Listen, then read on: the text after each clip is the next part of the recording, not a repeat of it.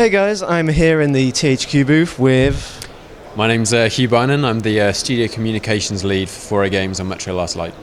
And you're showing here today a section of gameplay from the game. That's right.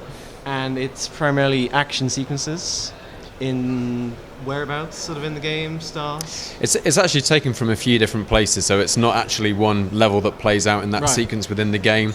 We just cherry-picked a few sections that we really think show off some of the key improvements that we've put into the game, both in terms of gameplay and technology, and spliced them into a fairly high action sequence. And gameplay-wise, what are those improvements? So one of the things we really wanted to show with this piece of code was the real changes that we've made, particularly to the combat, which I think was one of the valid criticisms of Metro 2033. We've definitely changed the feel and performance of the weapons. We've given our AI and stealth systems a real overhaul, and we've added a lot more dynamic destruction, which has a very tactical role to play now in combat scenarios. That was evident from shooting out pillars and things like that to create new opportunities. Yeah, you could see cover shattering under fire. It keeps you having to move from place to place. And how sort of extensive is that? Is it just certain spots, or is it sort of entire walls you can blow away? It really depends. We don't want to turn it into a tunneling game. It's really there to enhance the combat experience. So we want to make it clear to the player as well which bits are which bits are destructible and which bits are not. So they're not aimlessly trying to shoot through every wall that they see. It kind of makes sense that the parts that will crumble under bullet fire. And in the video gameplay, it sort of forced the player to move around a bit and dodge here and there, and not just sort of sit in one spot, duck under cover, shoot, reload. A bit like it was sometimes in the first game.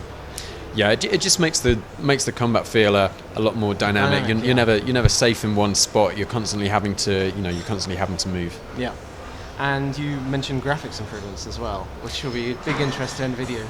Yeah, well, I think at this stage we have a very solid engine with the 4A engine.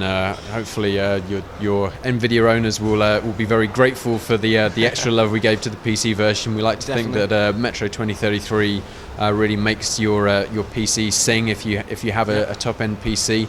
At this stage in development, we're building on the great technology that we had.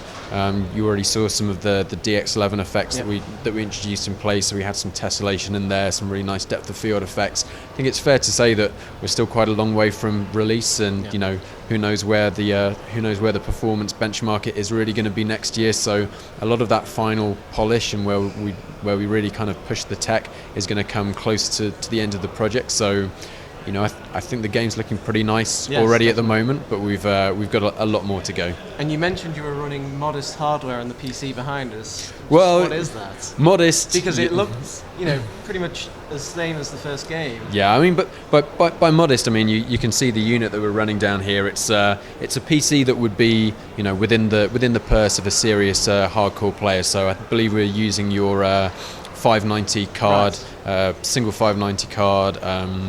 6 gig of RAM if I recall, and I think it's an i7 processor. So by modest we are talking top end. At the same time, we're not using some kind of supercomputer to show off what's theoretically possible. Everything that you see is kind of within the reach of that serious PC gamer.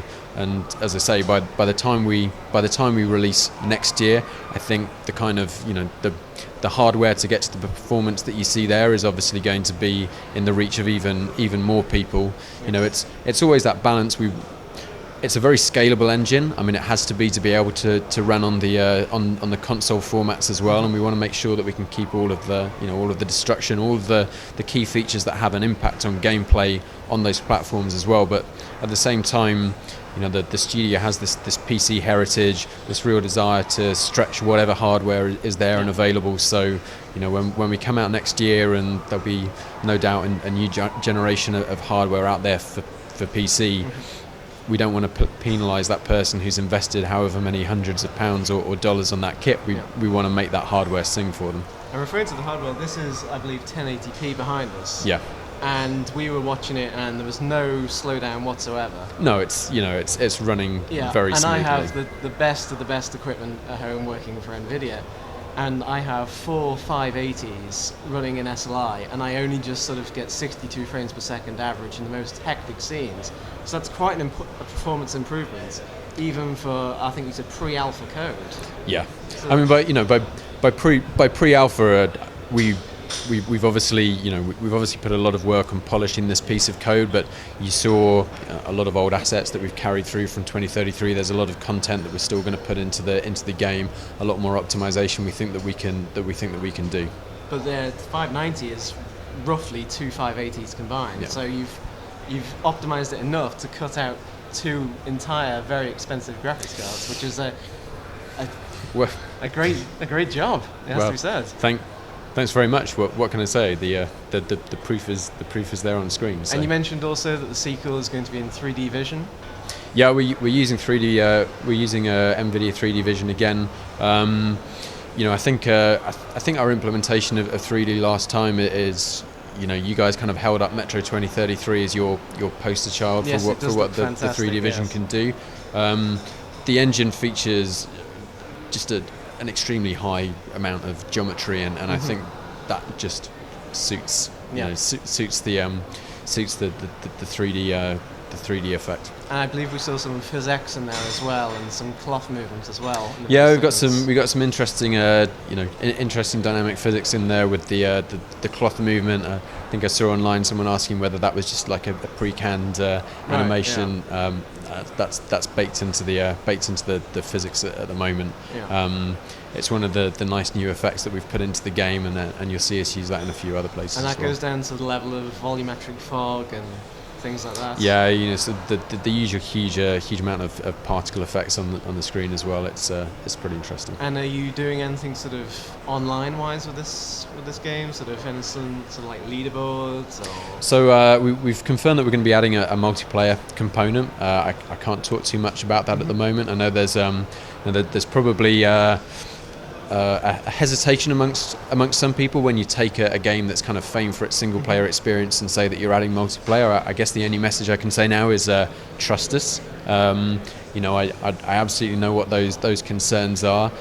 It's something that we really wanted to do for Metro 2033. We have this fascinating world, a really interesting set of weapons, some very exciting technology that we don't feel has maybe been used in a multiplayer environment before, and we're excited to show you what we have in store, but it's going to be a little while yet. Okay, thank you very much. Thank you. Stay tuned to GeForce.com for more from Gamescom.